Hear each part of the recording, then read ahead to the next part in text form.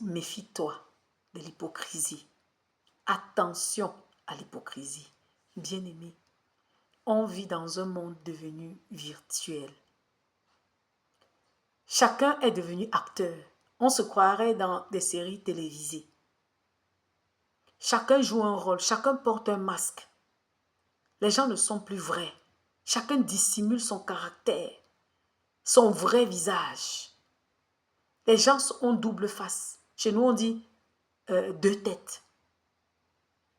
Les gens te sourient des lèvres, mais dans le cœur, sont pleins d'aigreur. Les gens t'embrassent, mais te poignardent dans le dos. Les gens te complimentent avec leurs paroles, mais te jettent des sorts dans le cœur. L'hypocrisie. Les gens sont hypocrites. Rares sont ces personnes-là aujourd'hui qui disent, proclament ce qu'elles pensent réellement. Non. Voilà pourquoi Dieu dit, ce peuple m'honore des lèvres, mais le cœur est éloigné de moi. Aujourd'hui, je viens te dire, fais attention à l'hypocrisie. Fais attention à l'hypocrisie. Jésus-Christ, notre Seigneur et Sauveur, sur cette terre, n'a jamais été sévère envers les pécheurs. Je vais dire ceux-là qui sont venus à lui, en toute sincérité de cœur, en toute humilité. Malgré le péché commis, Jésus les a quittés. Jésus leur a pardonné. Jésus a démontré la compassion, l'amour. Mais envers les pharisiens, les scribes, les sadducéens, les docteurs de la loi, les hypocrites, Jésus a été sévère. Il leur dit malheur à vous, hypocrites. Vous qui portez des grands vêtements, des phylactères. Vous qui aimez bien vous asseoir sur les premiers bancs, vous jouez au sein, mais votre intérieur est pourri. Vous lavez la coupe au dehors, mais l'intérieur est plein de rapines. Hypocrite, vous payez la dîme de la menthe, du cumin, la dîme de la nette pour vous faire voir. Parce qu'en payant, vous êtes applaudi, élevé au piédestal. Mais les choses plus importantes, comme la fidélité, la miséricorde, la justice, vous négligez. Oui, parce que là, il n'y a personne. Ça se fait dans le secret la plupart du temps. Vous aimez vous faire voir dans les lieux publics. Hypocrite, malheur à vous. Parce que vous là, vous tuez les prophètes. Et c'est encore vous qui venez décorer leur tombe. Jésus les appela tombeaux blanchis. Bien-aimés. Ne voyons-nous pas ça? Des gens responsables de la mort des autres. Mais ce sont ces personnes-là, aux obsèques, qui pleurent plus que tout le monde. Qui se lamentent plus que tout le monde. Hypocrite. Jésus leur dit, vous dévorez les maisons des veuves et vous faites des longues prières. Hypocrite. Ne vivons-nous pas ça? La pauvre veuve qui n'a rien. Tu vas là, tu te caches derrière la Bible, derrière les longues prières. Tu dévores le peu qu'elle a. Jésus dit malheur à vous. Vous serez jugés plus sévèrement. Bien-aimé, Jésus, le doux, le compatissant, l'agneau immolé, a été dur et sévère envers les pharisiens, les scribes. Pourquoi? Parce que Jésus ne répondait jamais à leurs paroles. Il savait que les paroles-là n'étaient pas en accord avec les pensées de leur cœur. Jésus répondait toujours à leurs pensées, cachées derrière leurs paroles. Il voyait. Et de nos jours, ils sont remplis. Les pharisiens des temps modernes. Les scribes sont versés là dehors. Dans le monde comme dans le corps de Christ. Hypocrite. Jésus dit, tu vois la paille qui est dans l'œil de ton voisin. Va d'abord retirer la poutre qui est dans ton œil à toi. C'est ça les hypocrites. Parler toujours des défauts des autres. Parler toujours des faiblesses des autres. S'asseoir sur les réseaux sociaux. Parler, écrire, critiquer, condamner les autres. Alors qu'au fond, c'est la pourriture. C'est très facile de juger, de condamner un voleur, un fornicateur, parce que les péchés sont vus et su de tout le monde. Mais toi le jaloux, toi l'envieux, toi la méchante, Dieu te voit, hypocrite. Dieu ne nous encourage pas ici à se taire devant l'injustice, non. Il nous encourage à dénoncer le mal, dénoncer le péché. D'ailleurs, il nous dit, n'appelez pas blanc-noir, ne dites pas que l'injustice est la justice, non. Soyez vrai. Ayez pour ceinture la vérité. Mais il ne nous appelle pas à dénoncer les gens, à juger les gens. Parce que la manière avec laquelle nous jugeons, nous serons jugés. Hypocrites. Et on est étonné aujourd'hui que Dieu ne nous répond pas.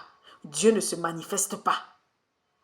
Même dans le corps de Christ, on trouve des personnes aigries. L'hypocrisie a rempli le cœur. Dieu ne me répond pas.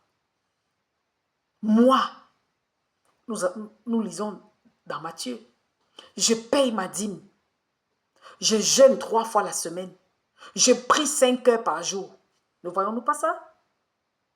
Moi, je passe mon temps à l'église, les veillées de prière. Je donne des offrandes. Mais depuis que je prie, Dieu ne m'exauce pas. Mais regarde celui-là. Regarde celle-là. Regarde cet ivrogne. Regarde cette prostituée. Dieu l'a bénie en lui donnant un mari. Des personnes qui vont jusqu'à attribuer à Dieu, la responsabilité de tout leur déboire. Ah, c'est à cause de Dieu. J'ai prié, c'est sa faute, il ne m'a pas exaucé. Mais qu'est-ce que je devais faire? Voilà, je suis tombée dans le péché, mais c'est sa faute. Hypocrite. Ce sont des personnes parfois qui se mettent à blasphémer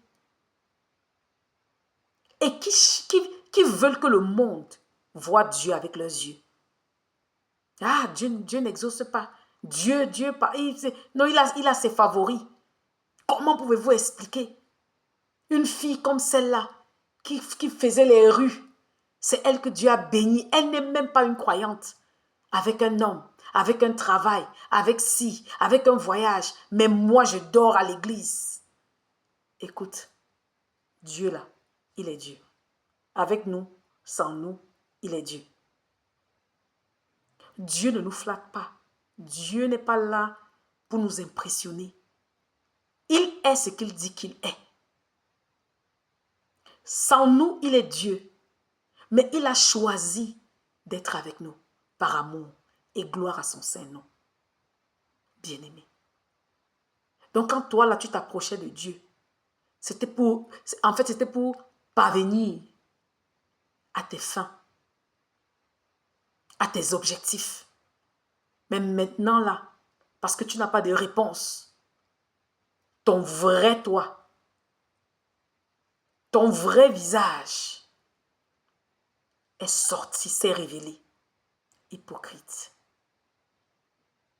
Je viens aujourd'hui te dire, mon frère, ma soeur, Dieu là, il est fidèle. Il est bon. Il est miraculeux. Il est celui qui guérit, Jéhovah Rapha. Si toi et moi, nous vivons le miracle ou pas, il est le Dieu miraculeux. Si toi et moi, nous vivons la guérison, nous l'expérimentons ou pas, il est le Dieu qui guérit. Il est le Dieu fidèle. Ce n'est pas par rapport à nous, c'est par rapport à lui-même. C'est sa nature, c'est son naissance. Il est le Dieu supernaturel. Je viens te dire aujourd'hui, arrête d'être hypocrite. Arrête.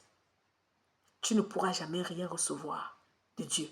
Jésus-Christ a dit, à cause de cela, vous serez jugés plus sévèrement. Sois vrai. Viens devant Dieu. Dis-lui, Seigneur, je suis un voleur. Je suis un fornicateur.